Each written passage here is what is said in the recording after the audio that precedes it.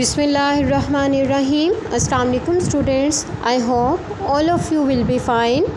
Well students, as you know, we are dealing with chapter number 12, that is geometrical optics, and now today we are going to discuss compound microscope.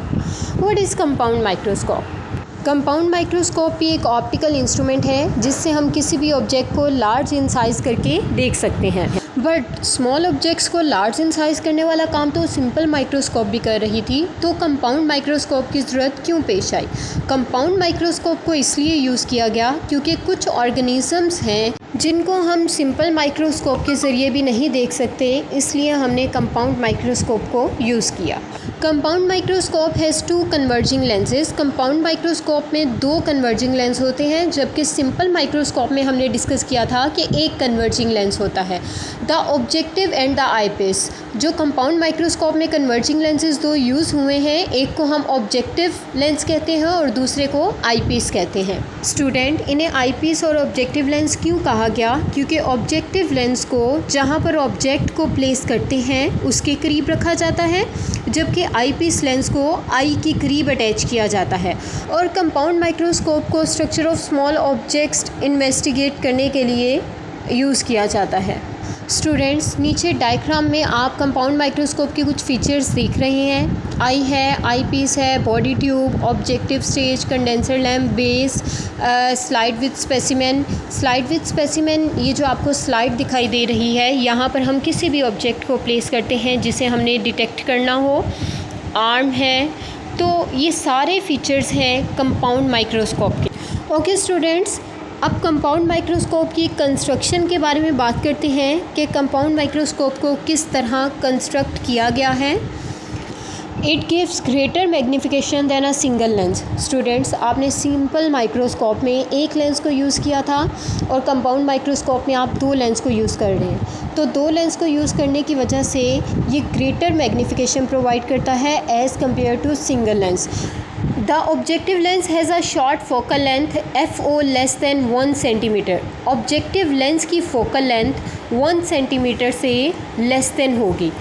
Objective lens की focal length है, इसलिए इसको FO से represent किया हुआ है।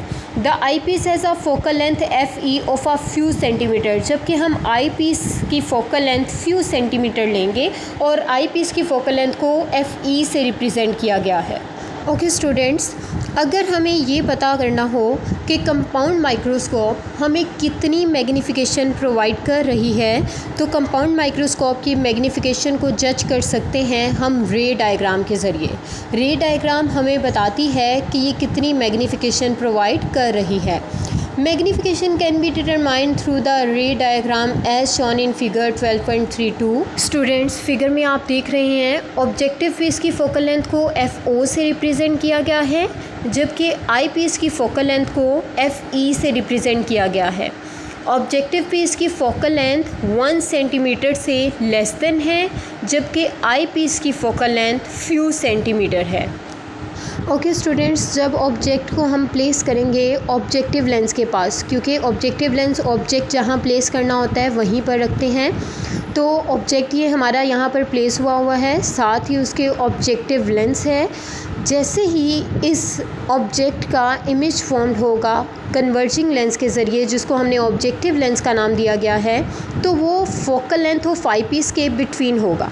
आप देख रहे हैं Q पॉइंट पर हमारे पास एक इमेज बन रहा है जिसे I1 से रिप्रेजेंट किया गया है।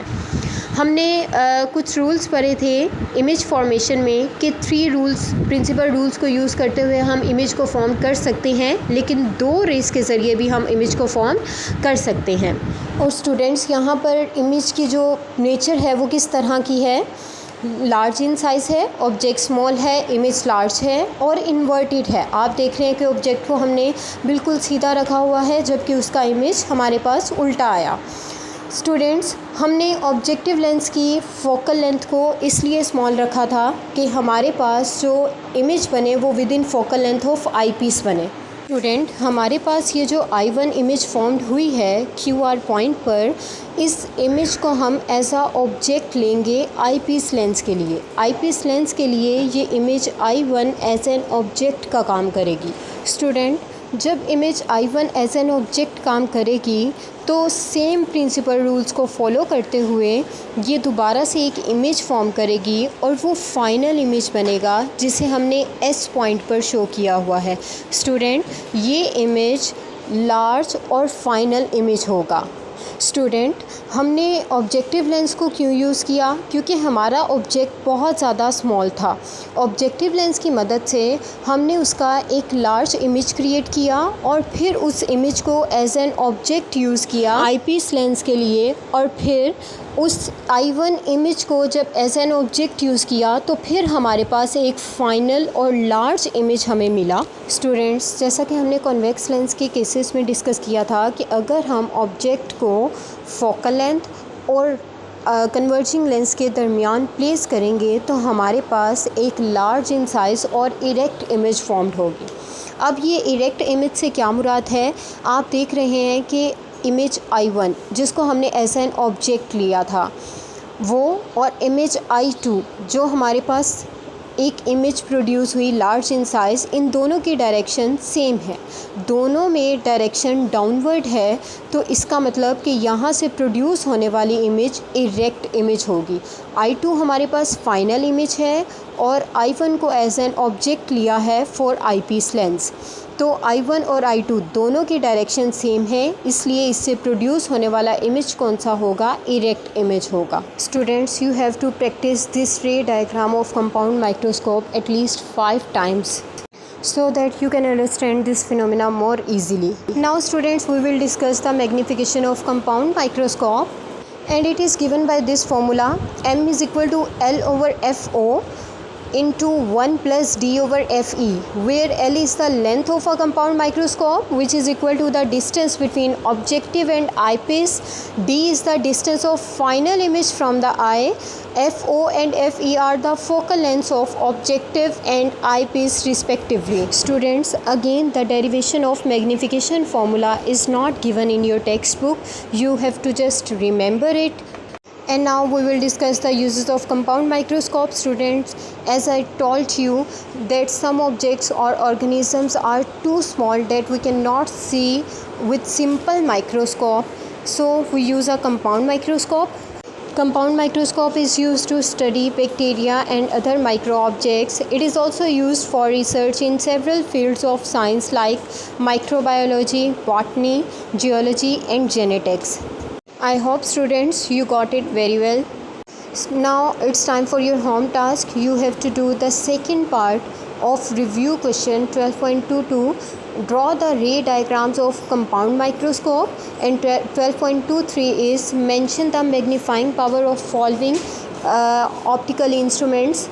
And second part is compound microscope, because simple microscope हम पिछले लेक्चर में डिस्कस कर चुके हैं, तो इसका सेकेंड पार्ट आपने करना है 12.23. Okay students, if you have any query you can ask me. Take care. अल्लाह हाफिज़. Thank you very much.